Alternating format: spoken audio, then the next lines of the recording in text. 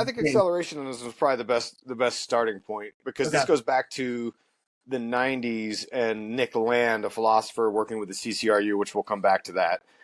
And it's this idea, and he was inspired of this from previous philosophers, but it's this intensification of capitalism, like a hyper capitalism, embracing technological changes, social changes, and creating a radical transformed society that can enable this technological singularity. That's where, like, that's the latest flavor of accelerationism, is to embrace the technological singularity, the point where technology becomes, sentient, irreversible, uncontrollable, and forces us to become the transhumans, transhumanistic, meaning like post-human, which is, it could be like us being cyborgs. It could be us uploading our consciousness to a digital matrix, but that's where they want to take it. And like you said, there's a sort of leftist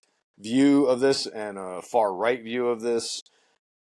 And there was a documentary, where it gets weird is there's a documentary by Jake and Dinos Chapman, who were the Balenciaga artist, when there was a Balenciaga sort of conspiracy going around where people were upset that they were showing kids wearing, things they shouldn't wear. Just to keep it safe. But Jake and Dinos Chapman was part of that conversation. And it turns out those guys, I think it was Jake Chapman, was actually part of the CCRU in the 90s. And he just released a documentary about accelerationism where you can watch, and they explain the whole thing. And the leftist side of the accelerationists, they want to embrace the technology, the AI, in order to free up our time as human beings and to give us more freedoms, to have us work less days of the week, have a universal basic income based off of AI profits, that kind of thing. Whereas the other side is more about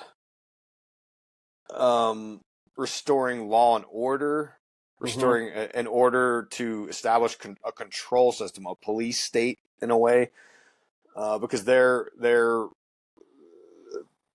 very, it's much more like a 1984 vibe for the far right.